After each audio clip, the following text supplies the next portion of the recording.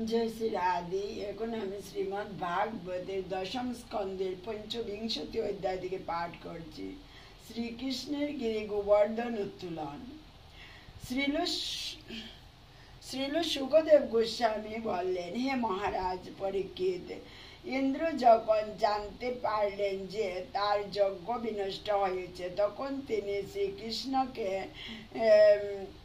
তাদের ভগবান রূপে গ্রহণকারী নন্দ মহারাজ ও অন্য গোপগণের উপর প্রচণ্ড ক্রুদ্ধ হলেন। ক্রুদ্ধ ইন্দ্র সংবর্ধক নামক বিশ্ব ধ্বংসকারী মেঘ রাশিকে প্রেরণ করলেন। নিজেকে পরম নিয়ন্তা কল্পনা করে তিনি বলতে লাগলেন, দেখো, এই গোপগণ বনে বাস করে কিভাবে তাদের ঐশ্বর্যের দ্বারা অত্যন্ত প্রমত্ত হয়ে উঠেছে।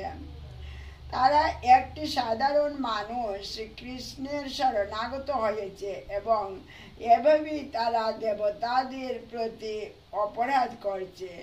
তাদের কৃষ্ণের আশ্রয় গ্রহণ ঠিক যেন মানুষদের মূর্খ প্রচেষ্টার মতো, যারা আত্মা সম্বন্ধীয় দিব্য জ্ঞান পরিত্যাগ করে এবং তার পরিবর্তে নৌকা সদৃশ্য সকাম ধর্মীয় আচরণপূর্ণ যজ্ঞের মাধ্যমে ভব সমুদ্র পার হওয়ার চেষ্টা করে। যে নিজেকে অত্যন্ত জ্ঞানী মনে করে কিন্তু যে কেবলমাত্র একটি মূর্খ, উদ্ধত ও বাচাল শিশু, সেই সাধারণ মানুষ কৃষ্ণের আশ্রয় গ্রহণ করে।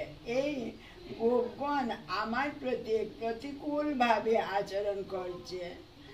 ধ্বংসকারী মেঘরাশিকে রাজা ইন্দ্র বললেন, এই মানুষদের ঐশ্বর্য গর্বের দ্বারা তাদের মত্ত করে তুলেছে এবং তাদের ওই ঔদ্ধত্য কৃষ্ণের দ্বারা সমর্থিত হয়েছে।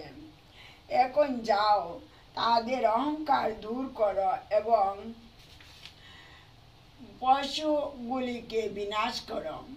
নন্দ মহারাজের গোষ্ঠ ধ্বংস করবার জন্য আমিও আমার ঐরাবত হস্তিতে আরোহণ করে মহাবেগশালী মরুদগণের সঙ্গে তোমাদের অনুগমন করব। শ্রীল সুখদেব গোস্বামী বললেন, ইন্দ্রের আদেশে জগৎ ধ্বংসকারী মেঘরাশি অসময়ে তাদের বন্ধন থেকে মুক্ত হয়ে নন্দ মহারাজের গোষ্ঠে গমন করল।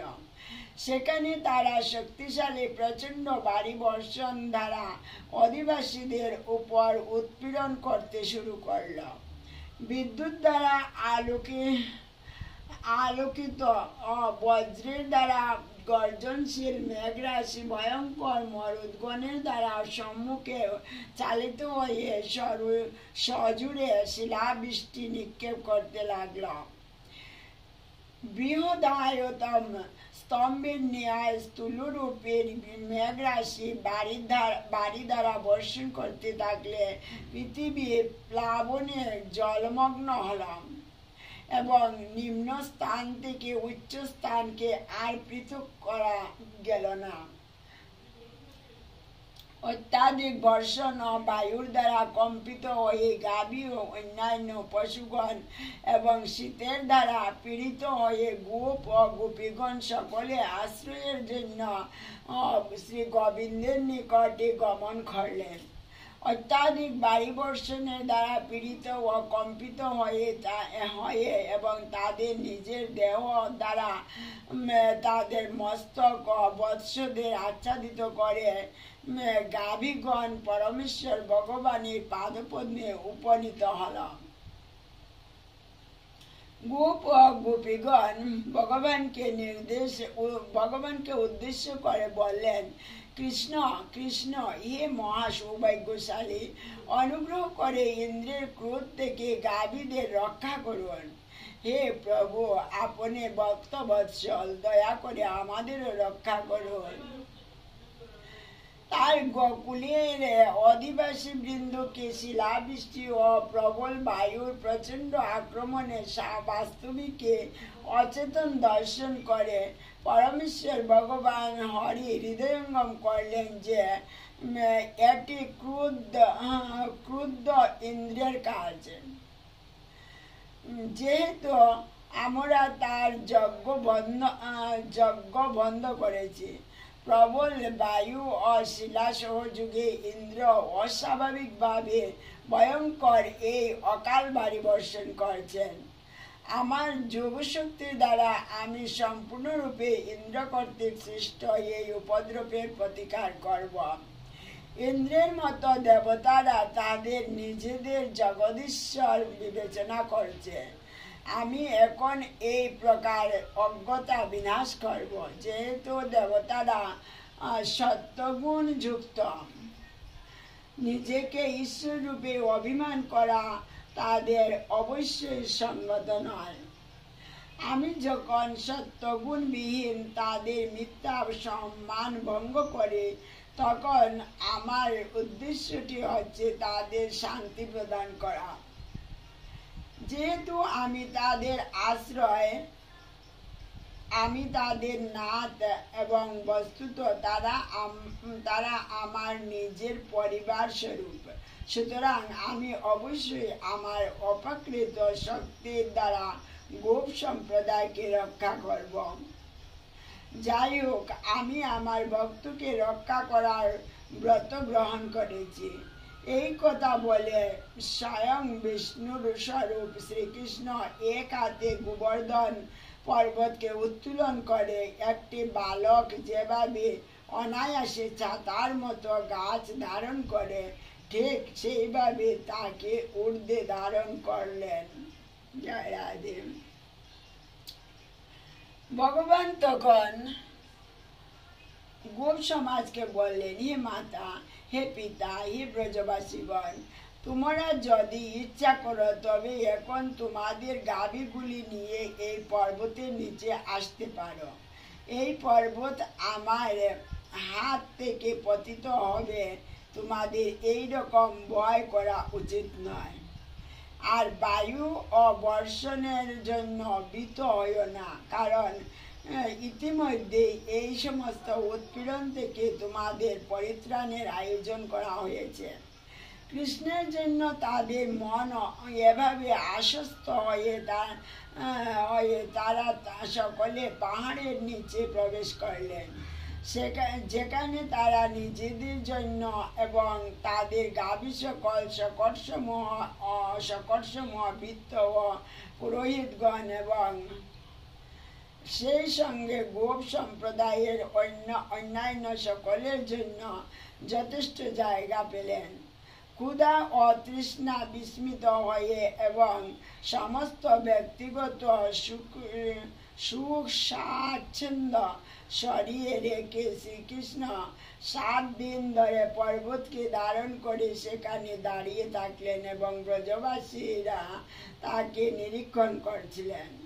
ইন্দ্র যখন শ্রীকৃষ্ণের এই যোগশক্তির প্রদর্শন পর্যবেক্ষণ করলেন, তখন তিনি অত্যন্ত বিস্মিত হলেন।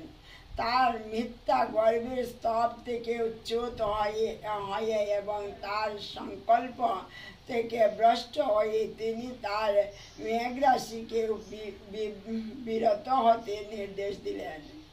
প্রচণ্ড বায়ু ও বৃষ্টি এখন বিরত হয়েছে, আকাশ মেঘশূন্য হয়েছে এবং সূর্য উদিত হয়েছে। দর্শন করে গিরি গোবর্ধন উত্তোলনকারী শ্রীকৃষ্ণ গোপ সন্তান ও সম্পত্তি নিয়ে বহির্গত হও, ভয় ত্যাগ কর। বায়ু ও বৃষ্টি থেমে গেছে এবং নদীর জলের উচ্চতাও কমে গেছে।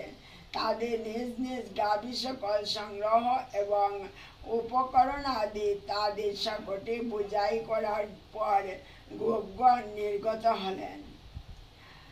স্ত্রী, শিশু এবং বৃদ্ধেরা ধীরে ধীরে তাদের অনুসরণ করলেন। যখন সমস্ত প্রাণীগণ নিরীক্ষণ করছিলেন তখন পরমেশ্বর ভগবান পর্বতকে তার স্বস্থানে স্থাপন করলেন, ঠিক যেন সেটি আগের মতোই দাঁড়িয়ে আছে। সমগ্র বৃন্দাবনবাসীরাও প্রেমে ভাবাবিষ্ট হয়ে অভিভূত হলেন এবং তার সঙ্গে তাদের ব্যক্তিগত সম্পর্ক অনুযায়ী কেউ তাকে আলিঙ্গন করে, অন্যেরা অবনত হয়ে প্রণাম আদির দ্বারা শ্রীকৃষ্ণকে অভিনন্দিত করতে তার কাছে এগিয়ে এলেন। গোপীগণ সম্মানের নির্দেশস্বরূপ দধি মিশ্রিত জল ও যব উপস্থাপন করলেন এবং তারা তার উপর শুভ আশীর্বাদ বর্ষণ করলেন। মাতা যশোদা, মাতা রোহিণী, নন্দ মহারাজ ও মহাবলশালী বলরাম সকলে কৃষ্ণকে আলিঙ্গন করলেন। স্নেহে অভিভূত হয়ে তারা তাকে তাদের আশীর্বাদ প্রদান করলেন। হে রাজন, সিদ্ধ সাধ্য গন্ধর্ব ও চানরগণ সহ স্বর্গের দেবতাগণ সকলে শ্রীকৃষ্ণের স্তব গান করলেন এবং পরম সন্তোষ সহকারে পুষ্প বর্ষণ করলেন। হে পরীক্ষিত, স্বর্গের দেবতাগণ তাদের শঙ্খ দুন্দুভি ধ্বনি সহকারে বাধিত করেছিলেন এবং তম্র প্রমুখ শ্রেষ্ঠ গন্ধর্বগণ গান করতে শুরু করেছিলেন। তার প্রিয় গোপ সখাগণ এবং শ্রী বলরামের দ্বারা পরিবেষ্টিত হয়ে কৃষ্ণ তখন সেখানে তার গাভীদের পরিচর্যা করতেন। সেই স্থানে গমন করলেন, পরিচর্যা করতেন, সেই স্থানে গমন করলেন। গোপিকাগণ অত্যন্ত গভীরভাবে তাদের হৃদয় স্পর্শকারী শ্রীকৃষ্ণের দ্বারা অনুষ্ঠিত গিরিগোবর্ধন উত্তোলন ও অন্যান্য মহিমাময় কার্য সকল আনন্দ সহকারে গান করতে করতে তাদের গৃহে ফিরে গেলেন। জয় শ্রী রাধে। হরে কৃষ্ণ কৃষ্ণ কৃষ্ণ হরে হরে, হরে রাম রাম রাম হরে হরে। জয় জয় শ্রী রাধে।